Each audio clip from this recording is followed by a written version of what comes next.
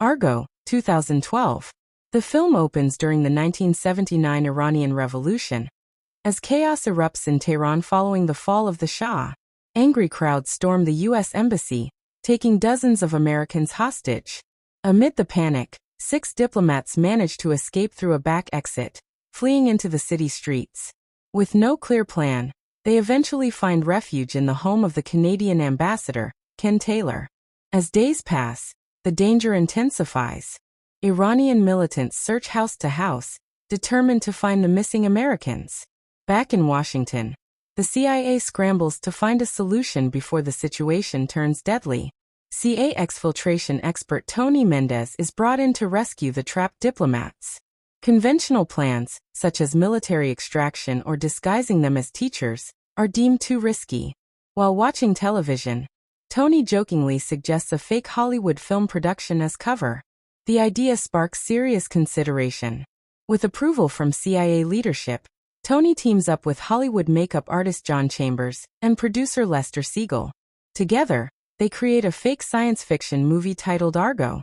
They establish a production office, scripts, advertisements, and press buzz, making the cover story appear completely legitimate.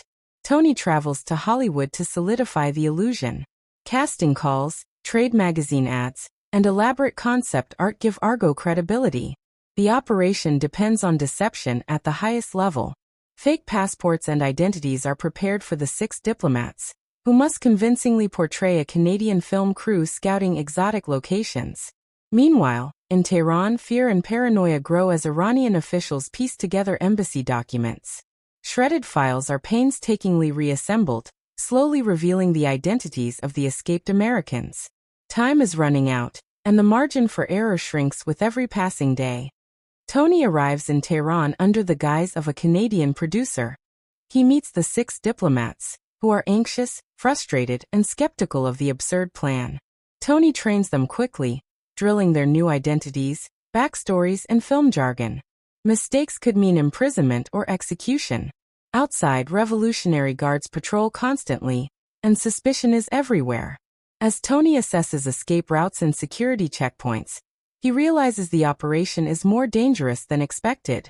Iranian authorities tighten airport security, and rumors spread that the Americans are close to being discovered.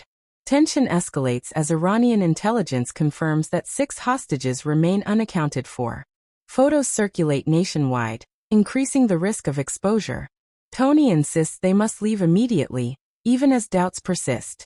On the day of departure, the group travels to the airport, every glance feeling like a threat.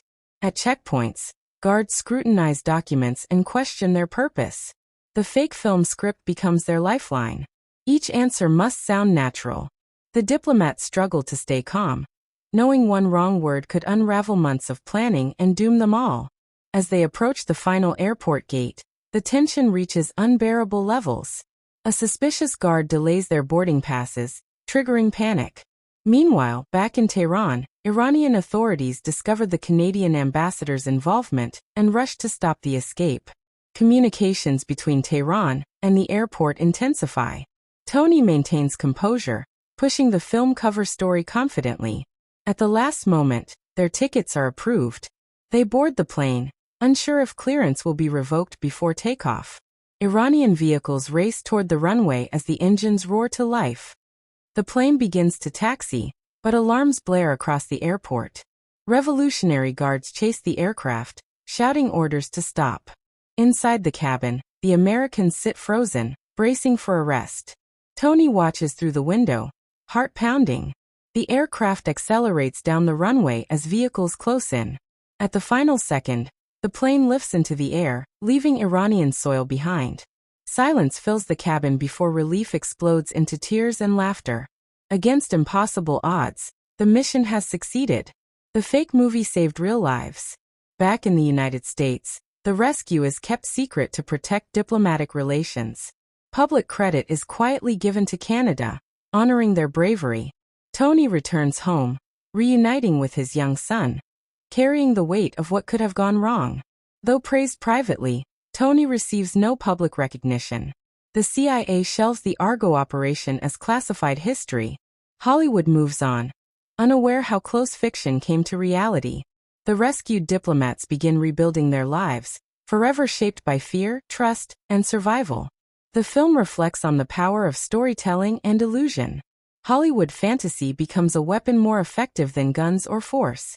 Tony understands that truth and lies can blur when lives are at stake.